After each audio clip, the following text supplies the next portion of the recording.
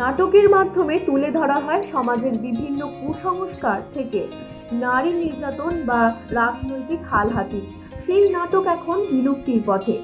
এক সময় নাট্য ব্যক্তিদের তুলে ধরার নাটক শোরগোল ফেলত গোটা সমাজে।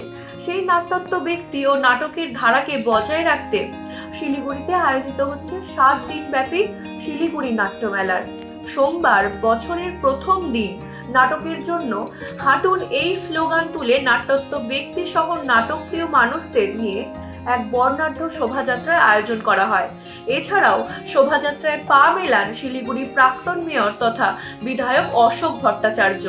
উল্লেখ্য, আগামী 2রা জানুয়ারি থেকে 8ই জানুয়ারি শিলিগুড়ির তথ্যকেন্দ্র একগুচ্ছ নাটক নিয়ে পালন করা হবে নাট্যমেলার। কার্যত উদ্যোক্তারা জানান, শিলিগুড়ির নাট্যমেলা ইতিমধ্যে শোরগোল ফেলেছে শহর জুড়ে। অধিকাংশ টিকিটেরই প্রায় বুকিং হয়ে গেছে। নাটক আমাদের দৈনন্দিন জীবনের সাথেই, তবে শিলিগুড়ি নাট্যমেলা যে নাটকগুলো করে সেটা উদ্দেশ্যটা হচ্ছে সমাজের প্রতি দায়বদ্ধতা, মানুষকে সমাজ সচেতন করা, নাটক সম্পর্কে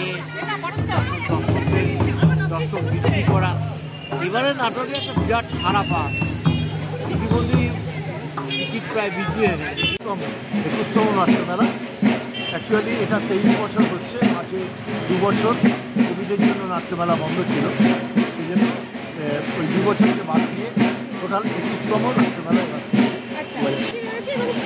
আসলে এই নাট্যমেলাটা একটা ইতিহাস আছে, একটা ঐতিহ্য আছে। সেভাবে নাট্যমেলা শুরু হয় তার আগের দিন, অর্থাৎ 1 জানুয়ারি, এটা নির্দিষ্ট থাকে।